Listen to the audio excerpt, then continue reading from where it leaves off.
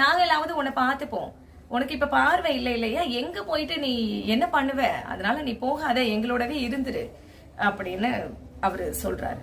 சொல்லும் பொழுது இவர் அப்ப சொல்றாரு, எனக்கு பார்வை நல்லா தெரியும் அப்படின்னு சொல்லிட்டு. பார்வை தெரியுமா? 2 கண்ணு போயிடுச்சு விபத்துல, தெரியாதுன்னு இல்ல சொன்னேன் அப்படின்னா.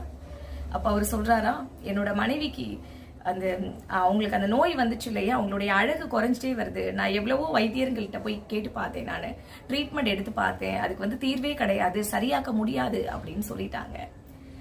தன்னோட அழகு குறைஞ்சிட்டே வருது அப்படின்ற வழியை காட்டிலும் அந்த அழகில்லாத அவளை நான் பாக்குறேன் அப்படின்னு நினைக்கும் பொழுது அவளுக்கு வேதனைகள் அதிகமாயிடும். அதனாலதான் எனக்கு பார்வை போன மாதிரி நான் நடிச்சேன் அப்படின்னு சொல்லியிருக்கேன். இதுதான் கதை. இந்த கதை நமக்கு சொல்லக்கூடிய கருத்து என்ன அப்படின்னு நம்ம பார்க்கின்ற பொழுது, யாராவது தவறு செய்வாங்க, அவங்க செய்யறது தவறு அப்படின்னு